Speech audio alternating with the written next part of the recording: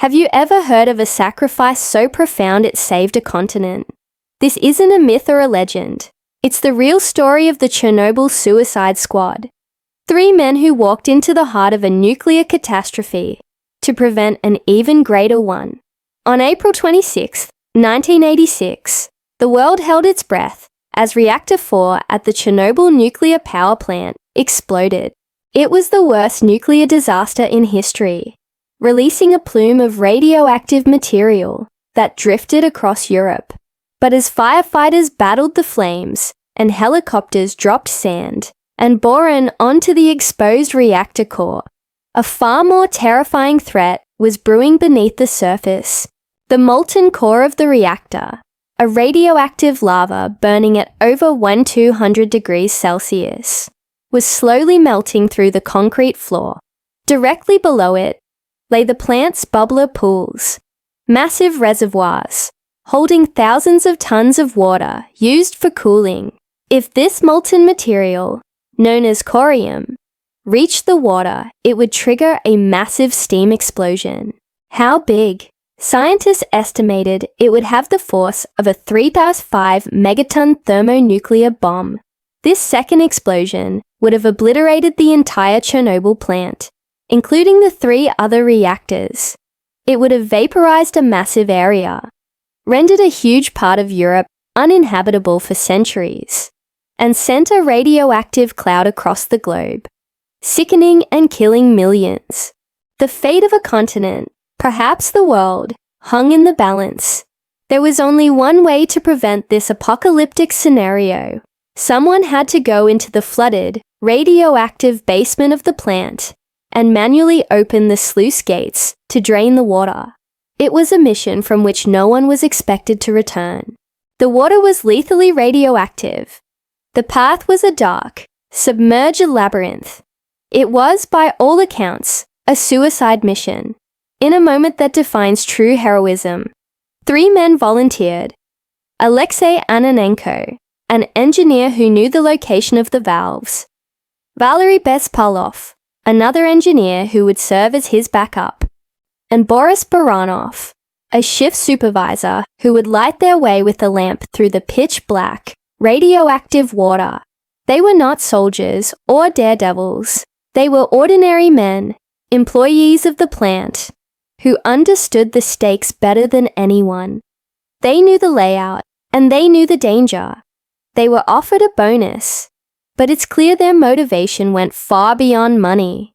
They had families in the nearby city of Pripyat, and they were stepping up to save them, and countless others. Imagine the scene. Clad in wetsuits that offered little protection from the intense radiation, they descended into the flooded corridors. Beneath the dying reactor, the only sound was the sloshing of water and the crackle of their dosimeters, measuring the deadly radiation levels. Their lamp flickered, threatening to plunge them into total darkness at any moment. They waded through knee-deep radioactive water, navigating by memory and feel. Pipes and cables snagging at their feet every second they spent in that basement. Their bodies were absorbing a lethal dose of radiation. The search for the valves was agonizing. The corridors were a maze, and the darkness was absolute. But against all odds, guided by Ananenko's knowledge and Baranov's steady light, they found them. With their last reserves of strength, they turned the wheels. Hearing the rush of water that signaled their success, the pools began to drain. The world was saved from a second, far more devastating, Chernobyl disaster. Their mission was a success. They emerged from the basement, exhausted but alive. The story that has been told for decades is that these 3 men died from acute radiation sickness within weeks. It's a dramatic, tragic ending that cemented their legendary status as the Chernobyl Suicide Squad.